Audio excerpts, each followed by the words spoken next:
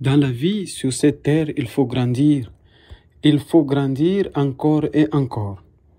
Si tu as un enfant qui ne grandit jamais, il y a des questions à se poser. Bien-aimés dans le Seigneur, Shalom. Aujourd'hui, je viens auprès de vous à travers la vidéo que voici pour partager avec vous un thème que j'ai choisi pour vous, intitulé Une autre dimension. Une autre dimension. Nous nous sommes inspirés sur Luc chapitre 6 du 27e au 38e verset. Et là, nous voyons le Seigneur Jésus-Christ commencer par « Je vous parle à vous qui m'écoutez. Aimez vos ennemis et faites du bien à ceux qui vous maltraitent. » Nous voyons ici que le Seigneur Jésus-Christ, par sa force divine, il veut nous armer. Il veut nous armer d'une arme secrète et très efficace, qui est l'amour. L'amour est plus efficace dans l'évangélisation du monde. Mais lorsque le Seigneur parle d'amour, il ne désigne pas le sentiment humain du même nom. Il s'agit d'un amour surnaturel. Ceux qui sont nés de nouveau peuvent les connaître et les manifester. C'est une vertu totale, inconnue, de celui qui n'est pas habitué par le Saint-Esprit. Un meurtrier peut aimer ses enfants, mais il ne possède pas l'amour auquel Jésus-Christ fait allusion. L'un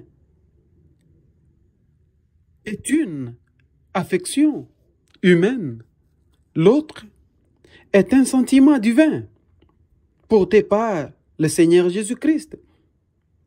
Pour l'exister, l'un a besoin de la vie physique, l'autre de la vie spirituelle. L'un est du domaine de l'émotion, l'autre dépend en grande partie de la volonté. N'importe qui peut aimer ses amis, mais pour aimer ses ennemis, il faut une force surnaturelle vraiment. Tel est l'amour. Agapé, en grec.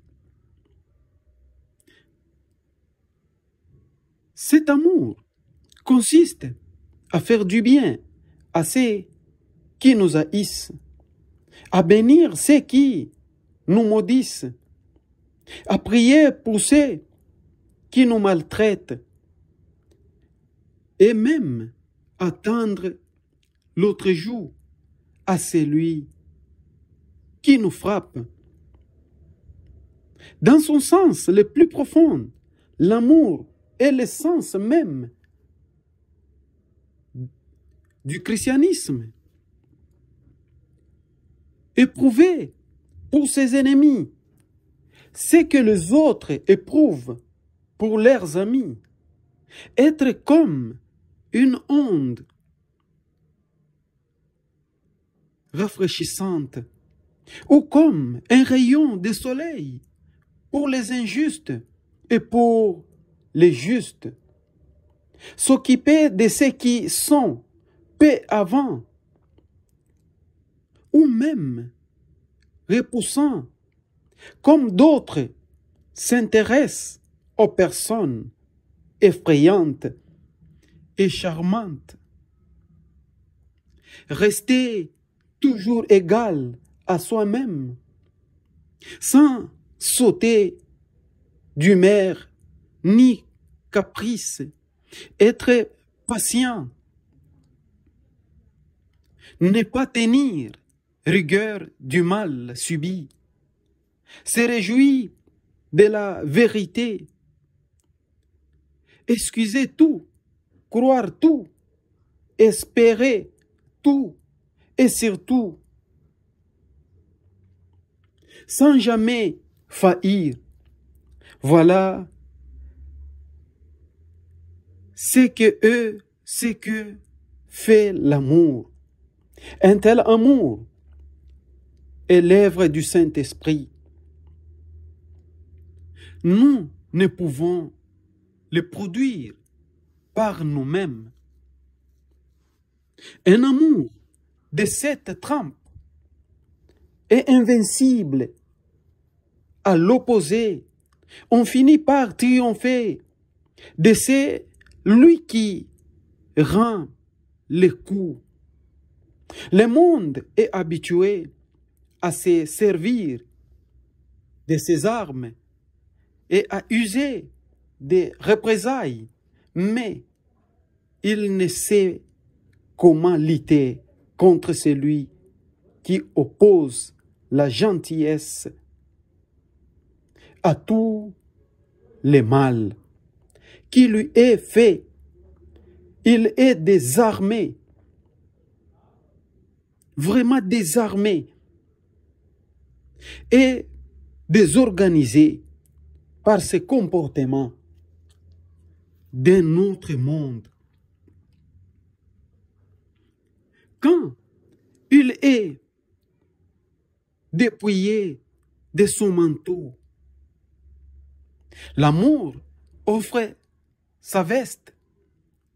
Il ne se détourne jamais de celui qui est vraiment dans les besoins. Quand il est injustement privé de ses biens, il ne réclame pas leur restitution. Voilà l'amour. Il obéit à la règle d'or suivante: traiter les autres avec la gentillesse et la considération qu'il aime ou qu'il aimerait recevoir un retour. Les inconvertis peuvent aimer ceux qui les aiment. Ce comportement est si naturel qu'il n'a aucun impact sur le monde païen. Les banques et les organismes de crédit prêtent de l'argent dans l'espoir de récolter des intérêts. Pour agir ainsi, point n'est besoin d'avoir la vie divine en soi. C'est pourquoi Jésus-Christ répète que nous devons aimer nos ennemis, faire du bien et prêter sans rien, vraiment rien espérer en retour. Cette façon d'agir est typiquement chrétienne et permet de reconnaître qui sont les fils du Très-Haut. C'est qui n'est évidemment pas en pratiquant ces choses que l'homme devienne fils du Très-Haut, mais uniquement en acceptant Jésus-Christ comme seul Seigneur et Sauveur. Jean chapitre 1er, le 12e verset. Mais Par de telles actions, les vrais croyants se révèlent enfants de Dieu. Dieu lui-même nous traite selon les indications données dans ces passages. Et il est bon pour les ingrats et pour les méchants en l'imitant. Nous pouvons croire que les portes du ciel sont ouvertes pour nous. En l'imitant, nous prouvons notre appartenance à sa famille. Nous montrons que nous sommes nés de Dieu. Être miséricordieux, c'est pardonner, quand bien même nous aurions la possibilité de nous venger. Le Père nous a fait miséricorde en ne nous infligeant pas les châtiments que nous méritions. Il veut qu'à notre tour, nous usions de miséricorde envers les autres. L'amour refuse des attitudes. Il ne juge pas et ne condamne pas. Jésus-Christ a bien déclaré, ne jugez pas et vous ne serez pas jugés. Nous devons d'abord éviter de juger les intentions d'autres personnes. Nous ne pouvons sonder les cœurs et par conséquent, nous ne pouvons savoir ce qui pousse une personne à agir comme elle le fait. Ensuite, nous devons renoncer à juger le service de notre chrétien. 1 Corinthiens, chapitre 4, du 1er au 5e verset. Dieu seul est juge dans cette situation. Enfin, ne soyons pas hyper critiques envers les autres. Celui qui est animé d'un esprit critique, qui cherche la paix qu'adile chez d'autres, enfreint la loi de l'amour. Il y a cependant certains domaines dans lesquels le chrétien doit faire preuve de jugement. Il doit discerner les croyants du non-croyant. Autrement, il risquerait de se mettre sous un joug étranger. 2 Corinthiens, chapitre 6, le 14e verset. Il doit juger les péchés comme dans sa famille et dans l'Église. Bref, il doit juger entre les biens et le mal, sans soupçonner les motifs et mobiles, ni porter atteinte à la personne. Absolve et vous serez absous. Voilà qui lie le pardon à notre volonté de pardonner.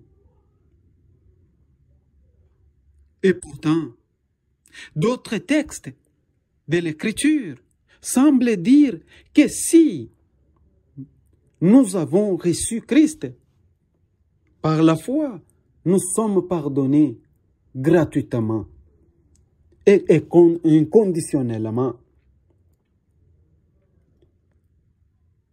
Comment expliquer cette extraordinaire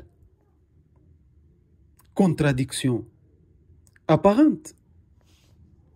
Il s'agit en réalité de deux pardons différents. Le pardon judiciaire et le pardon parental. Le pardon judiciaire est accordé par Dieu. Le juge à quiconque croit au Seigneur Jésus-Christ, il traduit un acte de justice. Jésus a payé la dette du pécheur. Bien que celui-ci en ait quitte, ce pardon est inconditionnel. Bien-aimés dans le Seigneur, le pardon parental est celui que Dieu, le Père, accorde à son enfant qui s'en est égaré. Puis, qui confesse son péché et le rejette. Cependant, ce pardon parental rétablit la communion dans la famille de Dieu et n'a rien à voir avec le châtiment du péché. En tant que Père, Dieu ne peut pas nous pardonner tant que nous ne sommes pas disposés à nous pardonner mutuellement, à nous pardonner les uns aux autres. Lui-même n'agit pas ainsi et ne peut marcher en communion avec ceux qui le font. C'est à ce pardon-là que Jésus-Christ fait allusion par ces mots. Et vous serez absous. L'amour se manifeste par les dons. Jean chapitre 3, le 16e verset. Éphésiens chapitre 5, le 25e verset. Le ministère chrétien s'exprime par la dépense. Ceux qui donnent avec libéralité seront généralement généreux. Et ceux qui donnent avec libéralité seront généreusement récompensés aussi par Dieu. Jésus-Christ se sert d'une image courante, celle d'un homme qui porte une pièce de tablier muni d'une grande poche dans laquelle il verse les grains qu'il jettera en terre. Puis, il sème largement. Plus abondante aussi sera la récolte. L'homme sera récompensé par une bonne mesure, serrée, secouée et qui déborde. Versé dans son sein, c'est-à-dire dans les plis de son vêtement. C'est un principe toujours valable. Nous récoltons proportionnellement à ce que nous avons sémé. Nos actions retombent dessus.